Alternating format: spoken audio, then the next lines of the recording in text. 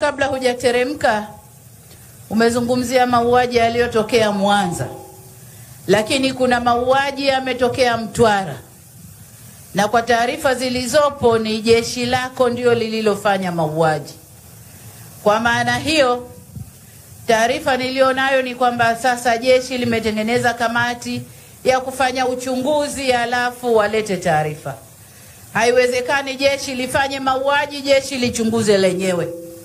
Ndugu zangu wananchi na Watanzania, nimemwelekeza Waziri Mkuu aunde kamati nyingine iende ikafanya uchunguzi wa mauaji yaliyofanywa na jeshi la polisi, alafu watuletee taarifa.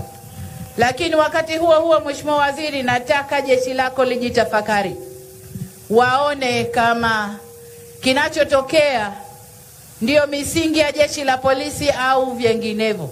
Kwa tutasubiri, ndugu wananchi, taarifa ya kamati huru itakayoundwa na Waziri Mkuu ituletee taarifa, tulinganishe na ile ya jeshi la polisi na tuone taarifa mbili zinasemaje, tuchukue hatua mwafaka.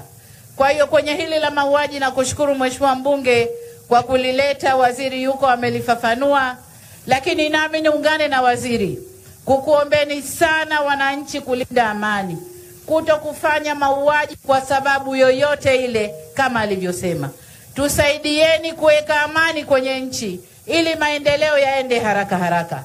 Msipoweka amani, tutashughulikia uvunjifu wa amani na tuache maendeleo. Kwa ndugu zangu wananchi, nami niungane na waziri katika hilo. Mheshimiwa